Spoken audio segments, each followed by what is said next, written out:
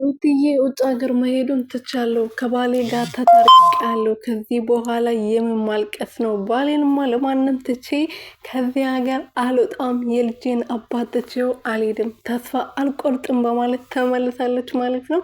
ሰላም ሰላም ቤተሰብ እንዴት ናችሁልኝ? እኔ ያለው ፈጣሪ የተመሰገነው። በያላችሁበት ሰላማችሁ በዚህ ትርፍርፍ ይበልልኝ። ለሩትዬ መልካም ምኞት እየተመኛችሁ ሰብስክራይብ፣ ሼር፣ ላይክ አድርጉ። የመደወል ምልክቱን ደግሞ ንኩ ማለት ነው። ቤተሰብ ሩትዬ እንግዲህ ትላንት ማታ ከእህቷ ጋር መታ ከውጭ ሀገር ወደ ውጭ ሀገር ለመውጣት ወስኛለሁ። ውጭ ሀገር የመጣልኝን ሀሳብ ተቀብያለሁ። መኖር አልቻልኩም።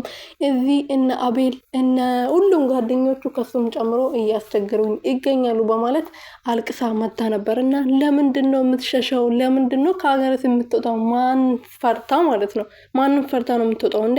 እነሱ ናቸው መውጣትም ካለባቸው መውጣት ያለባቸው እንጂ ለምንድን ነው ሩትዬ ቤተሰቦቿን ትታ ህፃን ልጅ ይዛ ብቻዋን ሰው ሀገር የምትንከራተተው? ምን አጣ? ምን ጎሎባት እንዴ? ለምንድን ነው እንደዚህ የምታደርገው? እንደውም ለምንድን ነው ለእነሱ እንዲሰፋቸው የምታደርገው? ይሄ እኮ እሷ ከሀገር ወጣች ማለት፣ በዛ ላይ ደግሞ ሄርሜላ ናት ፕሮሰሱን የውጭ ሀገር መውጣቱን እድል በሰው በኩል የሞከረችላት እንጂ እሷ አይደለችም፣ ወይም ደግሞ የእሷ ወዳጆች አይደሉም ብሎ ሲያወሩ ነበር አይደል እንደ ፈረንጁ። ስለዚህ ለምንድን ነው በዛውም በሷ በኩል የመጣላትን እድል ወደ ውጭ ሀገር የምትሄደው? ይሄ በደንብ ድራማ ነው ማለት ነው። እና ተከታታዩ ድራማ በጣም ደስ ይላል። ግን ከዚህ በላይ ይሄና ለወርዳችሁ ባትሄዱ ጥሩ ነበረ። ግን ሩትዬ እውነት ከሆነ ለምን ትሸሻለሽ? በቃ አንቺ እዚህ ሆነሽ ነው ነገሮችን መጋፈጥ ያለብሽ እንጂ ምን አተሽ ነው ሰው ሀገር የምትሄጂው? ለማን ብለሽ ነው እናትሽና አባትሽ የምታዩ?